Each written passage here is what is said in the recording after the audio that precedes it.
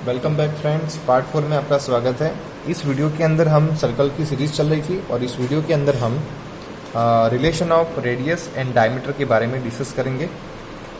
जैसा कि आप जानते हो कि रेडियस का मतलब होता है सर्कल के कोई सेंटर पॉइंट को सर्कल के बाउंड्री पॉइंट से कनेक्ट करना, और डायमीटर एक तरह का कॉर्ड था जो कॉर्ड सर्कल के सेंटर में से पास होता है, राइट। तो अभी हम जानेंगे कि सर्कल की डायमीटर और रेडियस के बीच में क्या रिलेशन है। फिर से मैं आपको बता दूं कि यहाँ पे हमारे पास एक सर्कल है और सर्कल के ऊपर काफ़ी सारे पॉइंट्स हैं। मैंने पॉइंट आई और पॉइंट जे को ज्वाइन करने के बाद मेरे पास एक बड़ी सी लाइन बनी थी जो सर्कल के सेंटर में से पास होके जा रही थी, जिसको हम बोलते थे डायमीटर। और सर्कल के किसी एक सेंटर वाले पॉइंट से सर्कल के बाउंड्री वाले पॉइंट को आप ज्वाइन करते हो तो आपको क्या मिलती है? रेडियस मिलती है। आप देख ही सकते हो कि रेडियस है वो छोटी है और डायमीटर है वो बड़ा है, राइट। तो डायमीटर बड़ा होता है रेडियस से, इतनी बात आपको समझ में आ गई है, राइट। अगर आप ध्यान से देखोगे तो यहाँ पे देखो, ये भी एक रेडियस है, राइट। और अगर मैं इस रेडियस को और डायमीटर को ध्यान से देखूँ तो मुझे एक बात समझ में आएगी कि रेडियस को डबल किया जाए तो डायमीटर बन सकता है, राइट। तो देख सकते हो आप, I J is a diameter and O B is a radius, whereas I J is double of O B. देख सकते हो आप, डायमीटर बड़ा है तो रेडियस होती है वो डायमीटर की आधी होती है और डायमीटर है वो रेडियस का डबल होता है, राइट। तो चलिए इसी बात पे हम ज़्यादा डिस्कशन करेंगे। यहाँ पे देखिए, मैंने एक रिलेशन दिखा हुआ है, diameter is double two multiply radius and radius is a half of diameter, right. कैसे, अब कैसे करना है, कैसे आप सॉल्यूशन कर सकते हो, तो मैं आपको कुछ न्यूमेरिकल्स करके दिखाऊंगा तो आपका ये कंसेप्ट थोड़ा और भी अच्छे से क्लियर हो जाएगा। Find radius if diameter is 6 centimetre. अब मेरे पास यहाँ पे डायमीटर है वो 6 सेंटीमीटर है और मुझे रेडियस क्या करनी है? रेडियस फाइंड करनी है। तो क्या हो जाएगा? मैं रेडियस का फॉर्मूला लगाऊंगा, radius is equal to diameter by 2। तो मैं इसको शॉर्ट में लिखूंगा, R is equal to D by 2।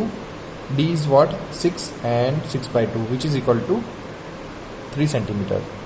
Where as find diameter, मैं इसको यहाँ पे बॉक्स बना लेता हूँ जो मेरा आंसर है। और find diameter if radius is 10 centimetre. अब यहाँ पे radius given 10 metre and diameter we need to find diameter, D is equal to question mark. अब डायमीटर फाइंड करना है तो डायमीटर का फॉर्मूला ये रहा, diameter is equal to 2 into radius. तो मैं शॉर्ट में लिखूंगा diameter is equal to 2 into R, right. अब डायमीटर कितना है ढूंढना है, 2 इंटू रेडियस कितनी थी हमारे पास? 10 थी। Diameter is equal to 20 centimetre, sorry यहाँ पे हमें सेंटीमीटर में दिया था इसलिए सेंटीमीटर लिखा, यहाँ पे हमारे पास मीटर में है इसलिए मैं मीटर में लिखूँगा। तो काफ़ी आसान है। कुछ सम्स प्रैक्टिस करने के बाद आपको फार्मूला देखने की ज़रूरत नहीं पड़ेगी, आप दिमाग में ही कर लोगे, राइट। आगे बढ़ते हैं। Circumference of circle. सर्कमफरेंस क्या होता है? जैसे यहाँ पे कोई सेंटर मैंने ले लिया और यहाँ से मैंने एक सर्कल ड्रॉ किया, तो ये है इसका सर्कमफरेंस, बाउंड्री। सर्कल की बाउंड्री है वो सर्कल का सर्कमफरेंस है, राइट। अब जैसे आप देखोगे कि कोई भी गाड़ी होती है, कोई भी व्हीकल है, तो वो व्हीकल मूव करते हैं तो सर्कल के जो उनके जो व्हील्स होते हैं वो व्हील्स की पेरीमीटर पे वो क्या करते हैं? मूव करते हैं। जैसे हमारे पास बाइक होती है तो हमारे पास साइकिल होती है, हम साइकिल को राइड करते हैं, चलाते हैं तो साइकिल आगे जाती है। अब आगे जाने का रीज़न क्या है कि पहिए घूमते हैं, व्हील्स रोटेट होते हैं, राइट। बट व्हील का जो शेप है वो सर्कल है और वो सर्कल की बाउंड्री पर ही घूमते हैं। रास्ते के ऊपर सर्कल की बाउंड्री टच होती है, फ्रिक्शन मिलता है और हमारी साइकिल आगे बढ़ती है। तो सर्कल की बाउंड्री ढूंढने के लिए भी हमारे पास फार्मूला है जिसको बोलते हैं सर्कमफरेंस ऑफ सर्कल। तो इसका फार्मूला क्या है? 2 pi r, whereas pi is equal to 3.14। ये इरेशनल नंबर है, आप 9 में पढ़ेंगे। 3.14 इज़ अ इरेशनल नंबर और ये आर्यभट्ट ने दिया हुआ था, और पाई की वैल्यू हमेशा कांस्टेंट रहती है। ऐसा नहीं है कि आप पाई अपने हिसाब से ले सकते हो, पाई की वैल्यू फिक्स है। अगर आप ये वैल्यू नहीं लेना चाहते तो आप पाई इज इक्वल टू 22/7 भी ले सकते हैं, राइट। तो ये हुआ आपका सर्कमफ्रेंस ऑफ सर्कल, जिसको हम सी दिखाते हैं। सर्कमफ्रेंस का सी इज इक्वल टू क्या होता है, 2πr। अब इसके दो अलग अलग फॉर्म्स हैं। सर्कमफ्रेंस, अगर आपके पास, मैंने देखो दो कैटेगरी बनाई है। अगर आपके पास रेडियस है तो आप 2πr लिखोगे, और अगर आपके पास डायमीटर दिया हुआ है तो फॉर्मूला चेंज हो जाएगा, क्योंकि यहाँ पे देख सकते हो, अगर मैं लिखूँ c is equal to 2πr, इसको मैं थोड़ा सा और अच्छे से लिखता हूँ, पाई 2r। तो देख सकते हो 2r, ये 2r किससे मैच करता है, d से मैच करता है, इसलिए फॉर्मूला क्या हो गया, पाई d, राइट। तो पाई d is also circumference of circle and 2πr is also circumference of circle. अब हम बात करेंगे कि c का फॉर्मूला क्या हो गया, पाई d, और c का फॉर्मूला क्या हो गया, 2πr। अगर आपको यहाँ से r की वैल्यू निकालनी है, ठीक है, कभी कभी क्वेश्चन में ऐसा भी होता है कि आपको सर्कमफ्रेंस दिया जाता है और आपको रेडियस फाइंड करने के लिए बोली जाती है। तो रेडियस इज इक्वल टू क्या हो जाएगा, आप इस 2π को नीचे लेके जाइए, तो क्या हो गया, r is equal to c/2π। और अगर आपको डायमीटर फाइंड करना है और सर्कमफ्रेंस दिया हुआ है, तो आप इस पाई को नीचे लेके जाइए, तो क्या हो जाएगा, c/π। तो इस तरीके से आप सर्कमफ्रेंस ढूंढ सकते हो अगर आपके पास रेडियस है, और अगर आपके पास सर्कमफ्रेंस है तो आप रेडियस भी और डायमीटर भी फाइंड कर सकते हो। नेक्स्ट पार्ट में मैं आपको देखता हूँ, शायद से इसी में कंटिन्यू होगा। ओके फाइन, इसी में ही कंटिन्यू है, तो हम यहीं पे कंटिन्यू कर लेते हैं। जैसे मेरे पास एक क्वेश्चन है, find the circumference of circle if radius is equal to 7 centimetre, right. अब मेरे पास रेडियस दिया हुआ है, radius is equal to 7 centimetre, right. और मुझे क्या फाइंड करना है, मुझे सर्कमफ्रेंस c फाइंड करना है। तो c मुझे फाइंड करना है। अब सर्कमफ्रेंस का फार्मूला क्या था, दो फार्मूले थे मेरे पास, 2πr and pi d, right. अब मेरे पास रेडियस है, इसलिए मैं ये वाला फार्मूला यूज़ करूँगा। Therefore circumference of circle c is equal to 2πr। Now 2 into pi कितना है, 22/7 इंटू r कितना था, 7, ये 7 कट हो गया। 2 इंटू 22 इज इक्वल टू 44। यहाँ पे सर्कमफ्रेंस है, इसलिए क्या दिया था, सेंटीमीटर, तो आपको ये भी क्या लगाना है, सेंटीमीटर। ये c हो गया आपका। मतलब आपको बताऊँ कि इसका मीनिंग क्या होता है।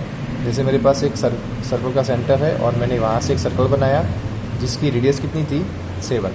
तो अगर आप यहाँ से लेकर ये पूरा काउंटिंग करोगे यहाँ तक, तो आपको कितनी लेंथ मिलेगी, 44 सेंटीमीटर की लेंथ मिलेगी, राइट। तो इसकी बॉर्डर कितनी होगी, 44 सेंटीमीटर।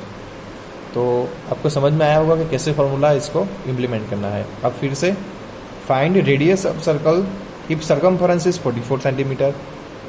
देखिए यहाँ पे सर्कमफ्रेंस दिया हुआ है 44 सेंटीमीटर और आपको रेडियस फाइंड करनी है, राइट। इसका उल्टा, अभी आपने जो किया उसका उल्टा है। पहले रेडियस हमारे पास थी, सर्कमफ्रेंस ढूंढा था। अभी हमारे पास सर्कमफ्रेंस है और हम रेडियस ढूंढेंगे, तो नो प्रॉब्लम, हम वही क्या करेंगे, सर्कमफ्रेंस के दो फॉर्मूले थे, 2πr एंड पाई d। फिलहाल यहाँ पे रेडियस की बात हो रही है, तो मैं 2π वाला फॉर्मूला भी कंसिडर करूँगा। तो circumference c is equal to 2πr। मुझे रेडियस फाइंड करनी है, तो मैं इन दोनों को यहाँ पे लेके जाऊँगा, तो c/2π is equal to r।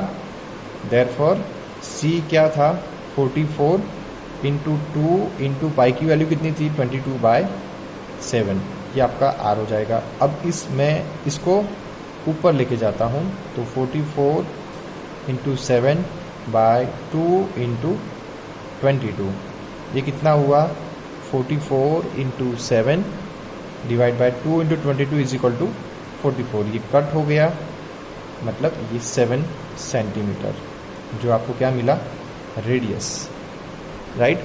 तो आप इस तरीके से इसको सॉल्व कर सकते हो। अभी हम आगे बात करेंगे, find diameter of circle if circumference is 44 centimetre, right. अब सर्कमफरेंस दिया हुआ है हमें, C is equal to 44 centimetre, और ढूंढा गया है, डायमीटर ढूंढने के लिए हमें बोला गया है, राइट। तो पहले हम एक काम करेंगे, डायमीटर ढूंढने के लिए हमारे पास फार्मूला क्या था, वैसे सर्कमफरेंस का फार्मूला हमारे पास दो थे, 2 pi r and pi d, right. अब हमें क्या करना है, C is equal to pi d है, हमें d की वैल्यू फाइंड करनी है, तो पाई को नीचे लेके जाएंगे, तो C by pi is equal to d हो जाएगा।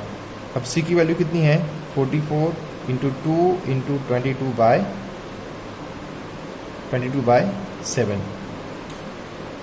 यहाँ पे देख सकते हो कि पाई अकेला है, हमें 2 नहीं लिखना है, ये 7 ऊपर चला जाएगा, तो 44 into 7 divide by 22 is equal to D. 22 2 ज़ा 44, तो डी की वैल्यू कितनी हो जाएगी, 2 इंटू 7 इज इक्वल टू 14। यहाँ पे सेंटीमीटर था तो हम सेंटीमीटर लिखेंगे। तो ये हुआ आप सर्कमफरेंस से रेडियस, सर्कमफरेंस से डायमीटर, डायमीटर से सर्कमफरेंस, रेडियस से सर्कमफरेंस कैसे ढूंढ सकते हो। हमने सारी बातें इसमें डिस्कस किया। मिलते हैं पार्ट 5 में और कुछ नए टॉपिक्स को डिस्कस करेंगे। पार्ट 5 में मैं आपको एरिया ऑफ सर्कल के बारे में पूरी चीज़ें बताऊंगा। तब तक के लिए थैंक यू सो मच।